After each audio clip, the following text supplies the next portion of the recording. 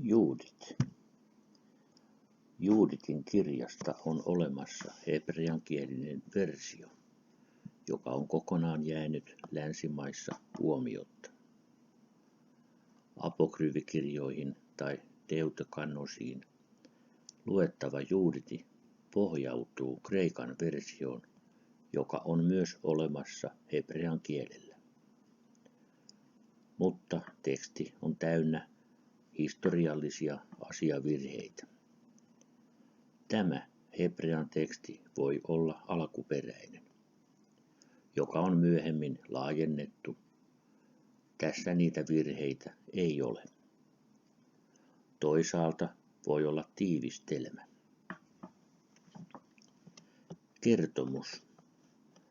Meidän rappimme opettavat Adarkuun 18 on se päivä, jolloin Seleukos lähti. Niin kuin meille on kerrottu siihen aikaan, kun hän piiritti Jerusalemia. Israelilaiset paastosivat ja olivat pukeutuneet säkkeihin. Siellä oli todella kaunis nainen nimeltä Juudit, Akhitofin tytär.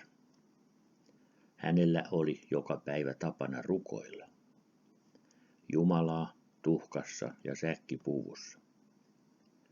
Jumala laittoi häneen ajatuksen, että hänen kauttaan tulisi tapahtumaan ihme. Niin hän meni portin vartijoiden luokse ja sanoi heille, avatkaa portit minulle, ehkä minun kauttani tulee tapahtumaan ihme. He sanoivat hänelle, oletko sinä ehkä siirtynyt sille toiselle puolelle?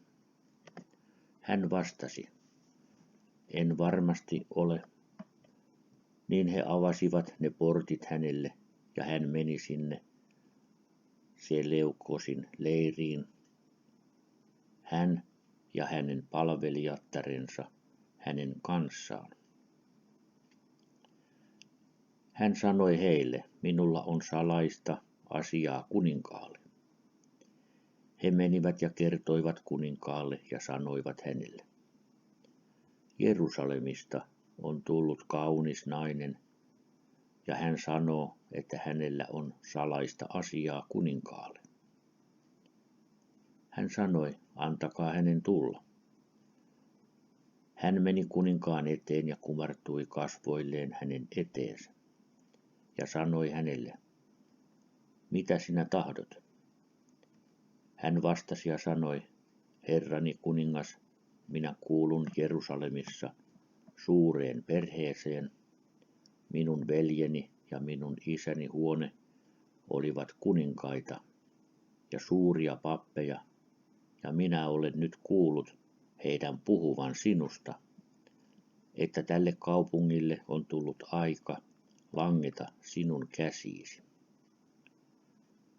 Siksi olen tullut ensimmäisenä pyytämään suosiota sinun silmissäsi. Kun se kuningas katseli hänen kauniita kasvojaan ja kuuli hänen sanansa, hän sai sen suosion hänen silmissään. Ja hän iloitsi siitä sanomasta, jonka nainen oli hänelle kertonut. Sitten hän käski palvelijoitaan järjestämään suuren juhlan. Heidän sitä valmistaessaan hän käski kaikkien ruhtinaidensa lähteä pois, toivoen saavansa olla sen neidon seurassa. Hän pyysi neitosta tekemään syntiä. Hän vastasi ja sanoi, Herrani kuningas, juuri tätä varten minä olen tullutkin sydämestäni. Mutta nyt se on mahdotonta, koska minä olen epäpuhdas. Tänä iltana on minun puhdistusaikani. Sen tähden toivon kuninkaan kuuluttavan ympäri leiriä, ettei kukaan estäisi naista ja hänen palvelijatartaan, kun hän menee yöllä vesilähteelle. Kun palaan, annan itseni kuninkaalle, että hän voi tehdä sitä, mikä on hänelle mieleistä. Se paha mies teki tämän mukaan. Yöllä hän kutsui kaikki hänen ruhtinaansa, sotapäällikkönsä, palvelijansa, ja he söivät ja riemuitsivat siinä suuressa juhlassa ja juopuivat. Kun he näkivät, että kuningas alkoi nuokkumaan, he sanoivat, lähtekäämme, sillä hän haluaa tuon hebrealaisen naisen seuraa. Niin he kaikki poistuivat ja jättivät kuninkaan yksin sen naisen hänen palvelijattarensa kanssa. Silloin nainen otti miekan ja katkaisi hänen päänsä poikki. Sitten hän otti sen pään ja lähti. Heidän poistuessaan sotilaat näkivät heidät, ja he sanoivat toisilleen, kukaan ei saa koskettaa heitä, se on kuninkaan käsky. Niin he kulkivat ja saapuivat Jerusalemiin keskellä yötä. He kutsuivat vartijoita ja sanoivat, avatkaa meille portit, sillä ihme on tapahtunut.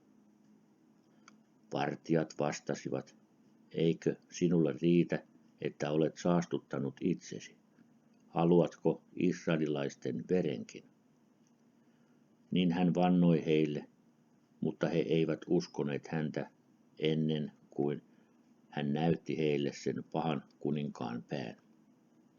Vasta silloin he uskoivat ja avasivat hänelle portit. Se päivä pidetään juhlapäivänä. Aamulla israelilaiset lähtivät tuota sotajoukkoa vastaan ja he tappoivat heidät, kunnes olivat tuhonneet heidät kokonaan. Jäljelle jääneet jättivät hevosensa ja omaisuutensa ja juoksivat pois, ja israelilaiset tulivat ja saivat kaiken saaliiksi.